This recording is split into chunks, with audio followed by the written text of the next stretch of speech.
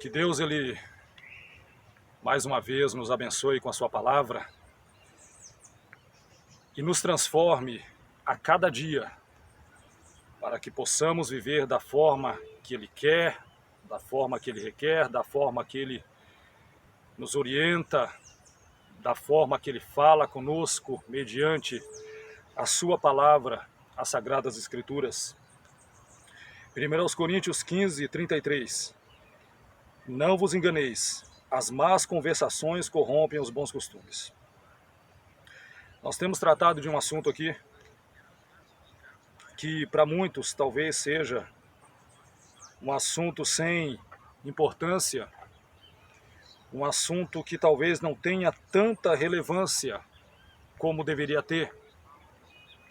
E em cima deste texto, da primeira carta de Paulo aos Coríntios, capítulo 15, versículo 33, nós estamos abordando um tema: o efeito devastador das más conversações. E em cima deste tema, nós estamos também tratando de subtemas, para que Deus, Ele nos trate mediante a sua palavra, que Deus, Ele fale conosco pelo poder da sua palavra.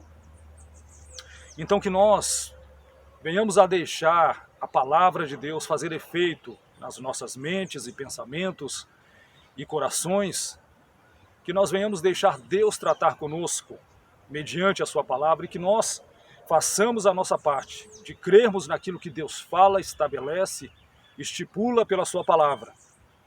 E que nós façamos não somente a nossa parte de buscarmos o conhecimento teórico, mas também que nós venhamos a praticar a palavra de Deus, buscando cada dia mais estarmos inteirados do que está escrito na Bíblia Sagrada.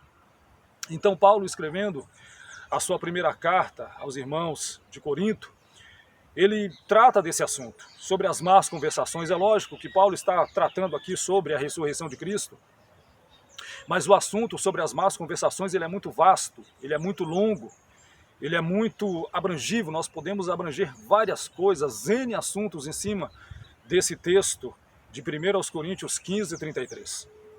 E nós estamos tratando sobre o efeito devastador que as más conversações elas podem fazer, tanto nas nossas vidas pessoais, como através de nós atingir outras pessoas.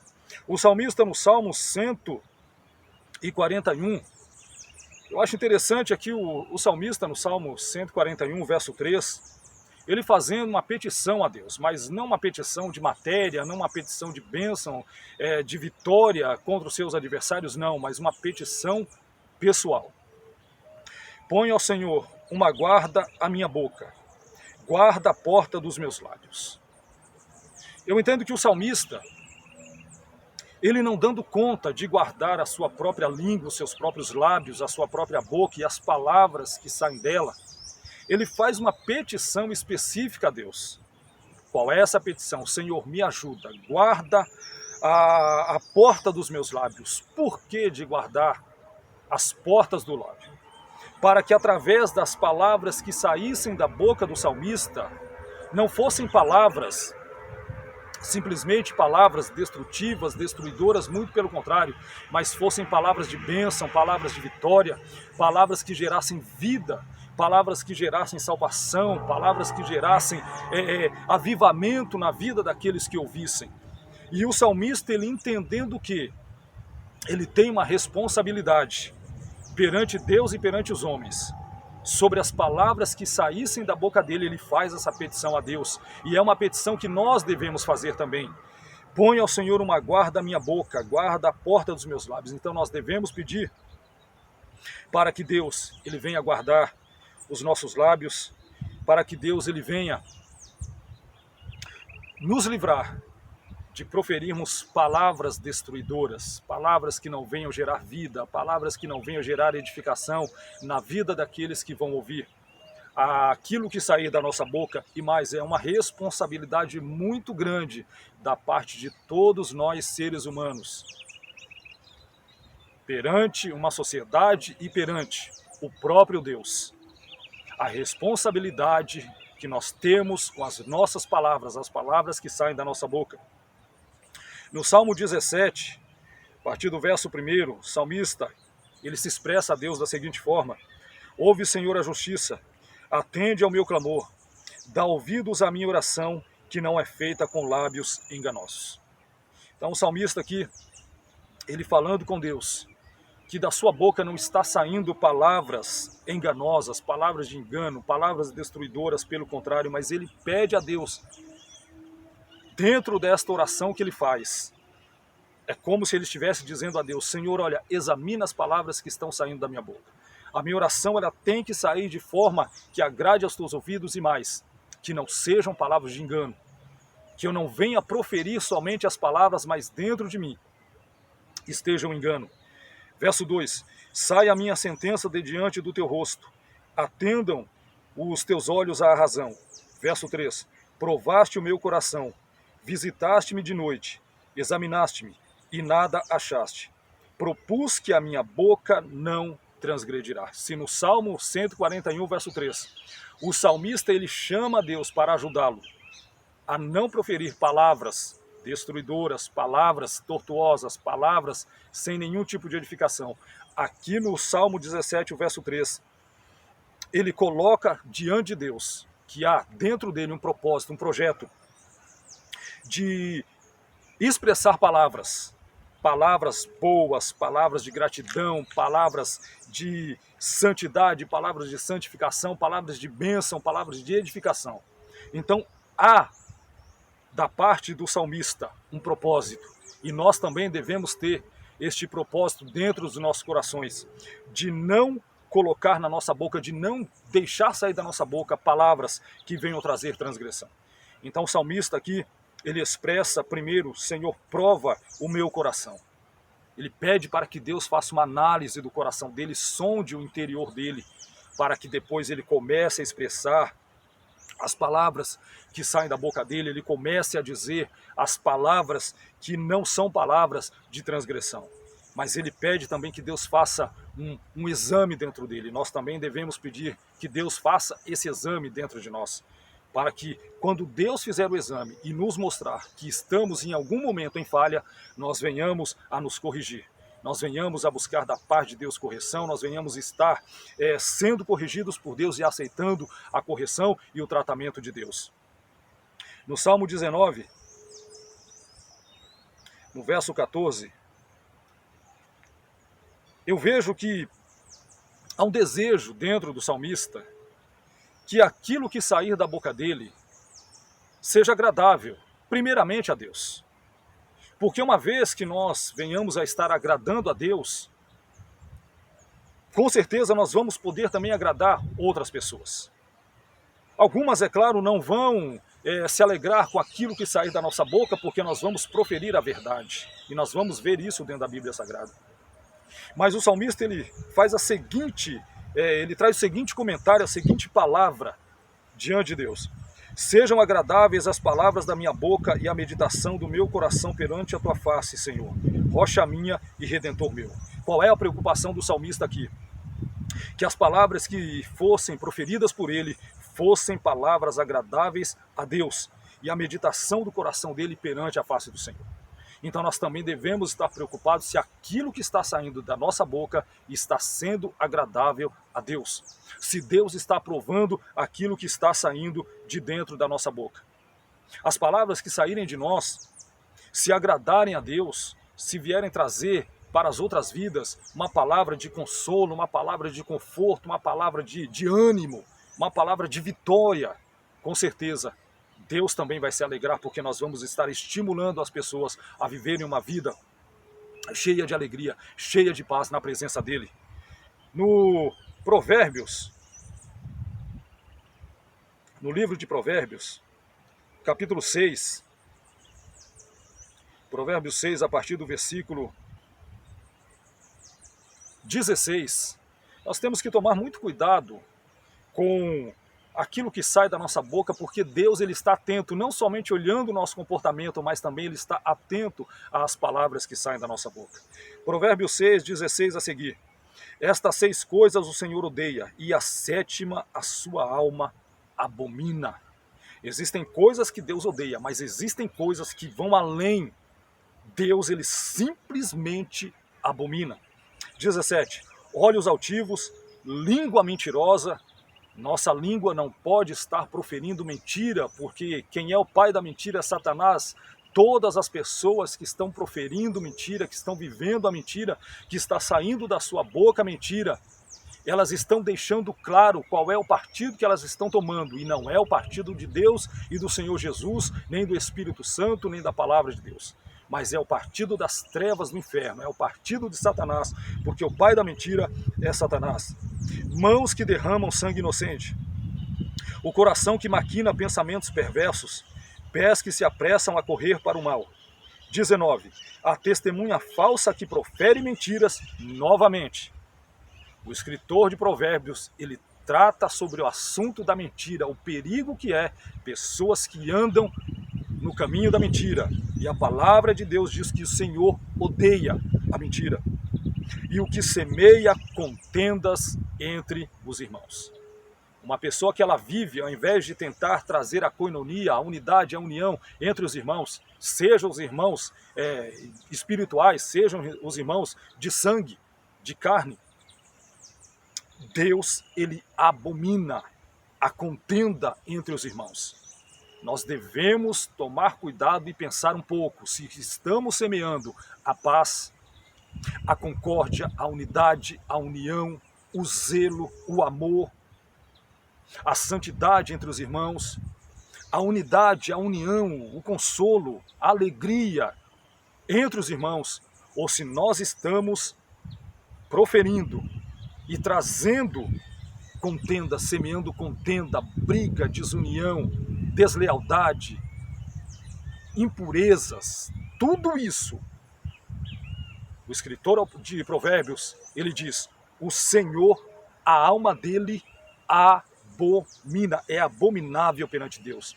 A testemunha falsa que profere mentiras e o que semeia contendas entre os irmãos. O que é que nós estamos semeando dentro da nossa parentela física, carnal, humana? E o que é que nós estamos semeando também dentro da nossa unidade como igreja, no corpo de Cristo? Nós devemos pensar sobre isso, refletirmos sobre isso, porque isso traz a abominação. Deus, ele abomina. É terrível uma pessoa que fica semeando contenda, briga, rixa, desunião, deslealdade no meio do seu povo, seja no meio da igreja, seja no meio das famílias. Então são assuntos que trazem muita tristeza. Em alguns casos traz até morte, a morte física e a morte espiritual. Então nós precisamos sempre refletir à luz das Escrituras, à luz da palavra de Deus, para não deixarmos que esse tipo de coisa tome conta da nossa vida e nós venhamos a estar cada vez mais distantes de Deus.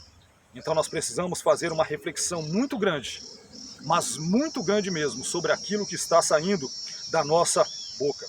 Ainda em Provérbios 12,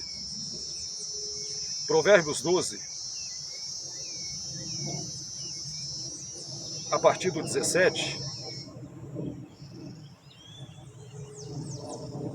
o escritor de Provérbios, ele continua tratando sobre esse assunto. Os lábios que proferem a mentira, os lábios que proferem o engano, os lábios que proferem a verdade, que são amantes da verdade, que amam a verdade. Provérbios 12, 17 a seguir. O que diz a verdade manifesta a justiça, mas a falsa testemunha diz engano. Então o que diz a verdade manifesta a justiça de Deus. Por outro lado, aquele que diz a mentira, ele manifesta a injustiça. Também com isso nós temos que tomar cuidado, estar sempre proferindo a verdade e manifestando a justiça de Deus na face da terra. A falsa testemunha diz engano. Quantas pessoas estão testemunhando falsamente e proferindo engano, saindo da sua boca? Nós temos que tomar cuidado com as palavras que saem da nossa boca. Há alguns que falam como espada penetrante, mas a língua dos sábios é saúde. Então, da nossa boca, da nossa língua, tem que sair palavras que gerem vida, saúde, cura, seja ela cura espiritual, seja ela cura física através das orações, mas nós temos que nos preocupar em sair da nossa boca palavras que gerem vida, palavras que gerem saúde, palavras que gerem alegria, palavras que venham trazer contentamento e consolo para aqueles que nos ouvem. 19. O lábio da verdade permanece para sempre, mas a língua da falsidade dura por só um momento. E aqui, é claro, fala-se de juízo, fala de julgamento da parte de Deus. Uma língua que ela profere falsidade, em algum momento Deus vai trazer o julgamento, vai trazer o juízo. E quantas pessoas vão ser julgadas, porquanto estão proferindo mentira com as suas línguas, com as suas bocas, estão proferindo falsidade. E o texto diz que isso vai durar por só um momento. E Deus, é claro, ele vai entrar com a providência, Deus vai entrar com o juízo, o julgamento. 20. No coração dos que maquinam o mal há engano, mas os que aconselham a paz têm alegria. Então, quando nós aconselhamos as pessoas para a paz, com certeza, esta alegria não somente estará em nós, porque vamos estar proferindo palavras de alegria para a vida das pessoas, palavras de paz para a vida das pessoas, mas o contentamento interior. Uma pessoa que ela anda, infelizmente, aconselhando pessoas para a guerra, para a luta, para a peleja, para a dissensão. Infelizmente, essas pessoas, dentro dela, é tristeza, é rancor, é remorso. E essas pessoas, cada vez mais, elas caminham para as trevas. 22. Os lábios mentirosos são abomináveis ao Senhor. Mais uma vez, a palavra de Deus, ela nos exorta, ela nos ensina que a mentira é abominável ao Senhor. Então nós temos que tomar cuidado para não proferirmos a mentira com os nossos lábios. Muito pelo contrário, nós temos que proferir a verdade, porque os lábios mentirosos são abomináveis ao Senhor, mas os que agem fielmente são o seu deleite. Então aqueles que andam na fidelidade são deleite de Deus, são alegria de Deus. Aqueles que andam e são fiéis, não somente a Deus, mas fiéis ao cônjuge, fiel àquele que é o seu companheiro, fiel ao seu patrão, esses são a alegria de Deus. Então os lábios mentirosos são abomináveis ao Senhor. Mais uma vez, Deus ele tratando conosco acerca da mentira, acerca do engano, que ele odeia e abomina.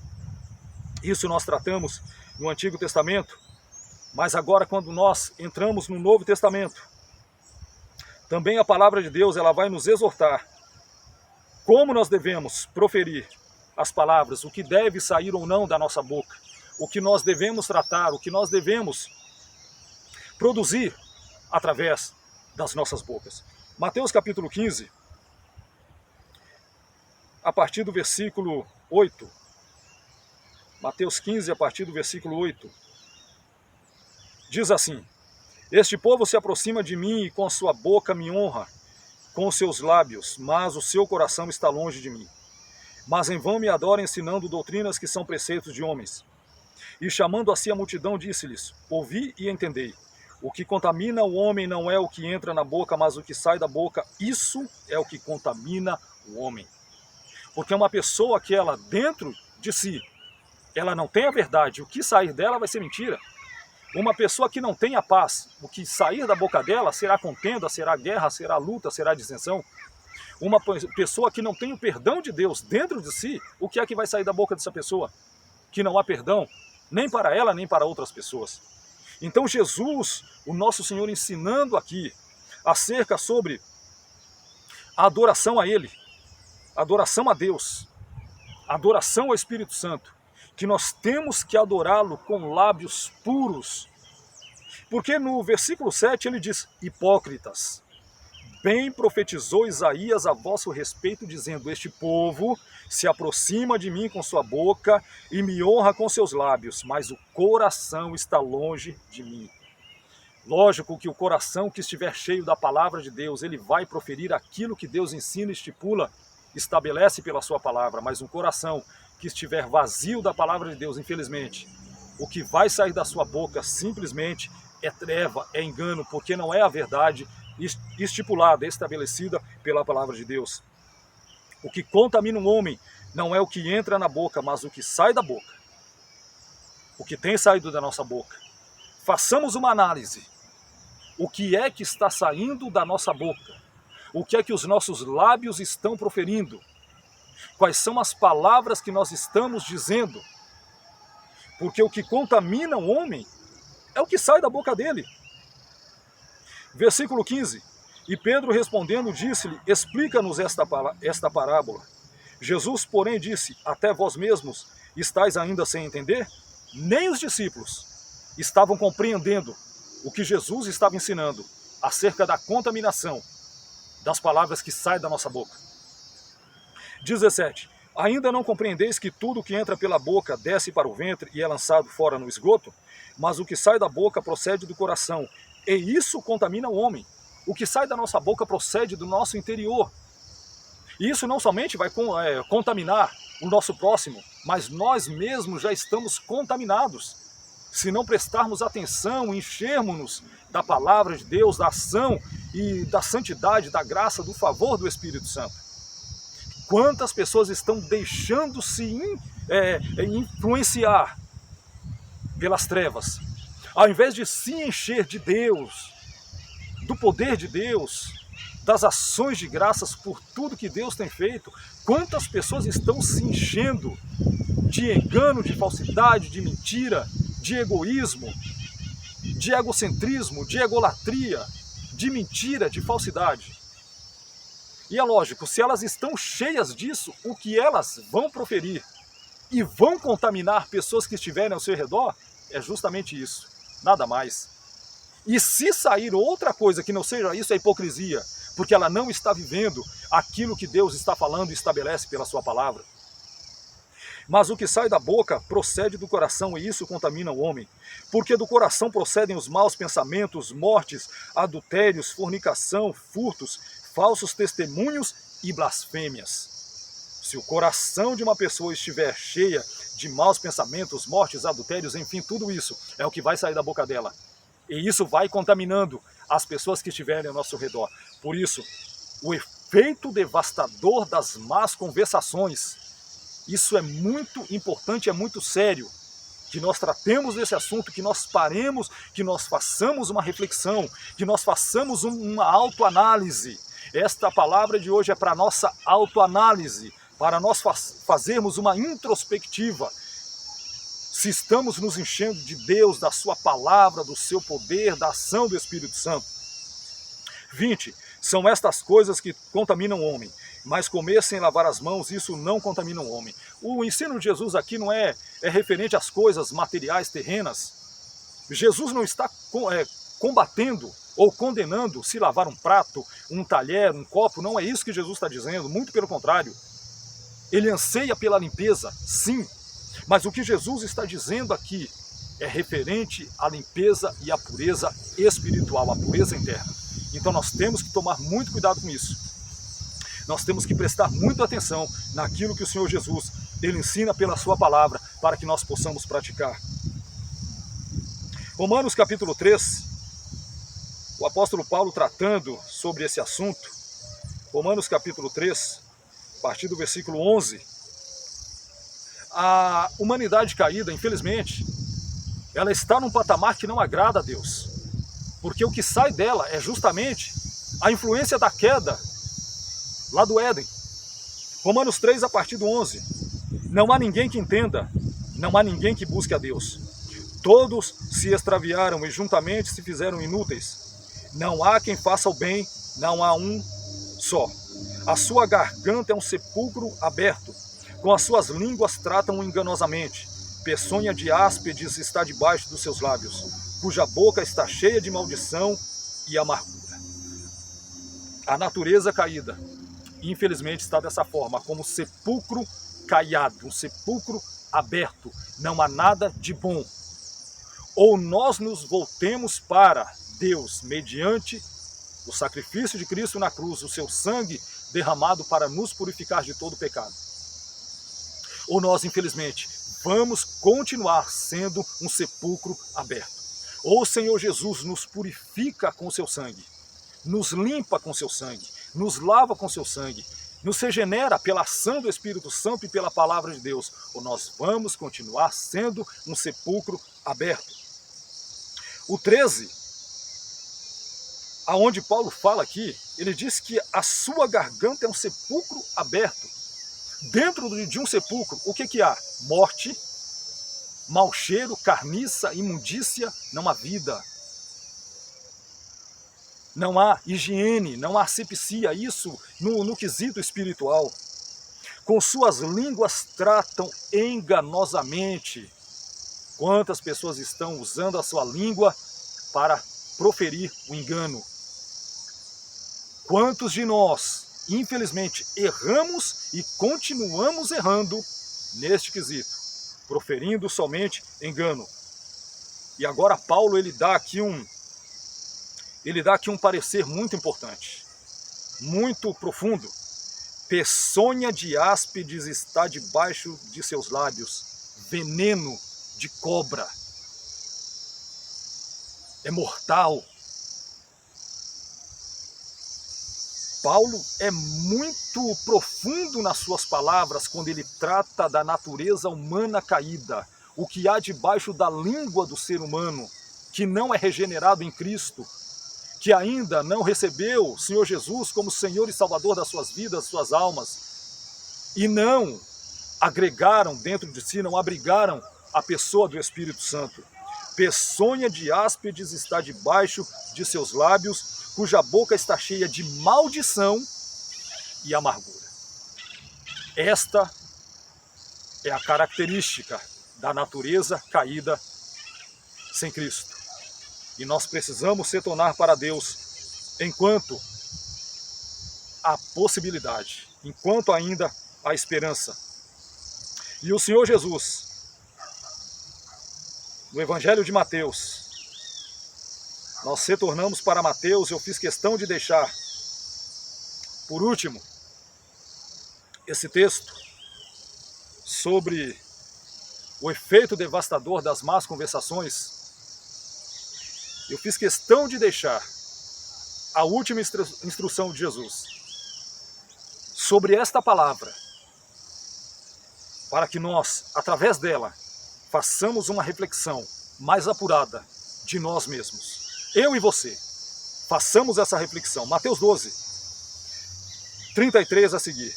Ou fazei a árvore boa e o seu fruto bom, ou fazei a árvore má e o seu fruto mau. Porque pelo fruto se conhece a árvore. Raça de víboras, como podeis vós dizer boas coisas sendo maus? Pois do que há em abundância no coração, disso fala a boca.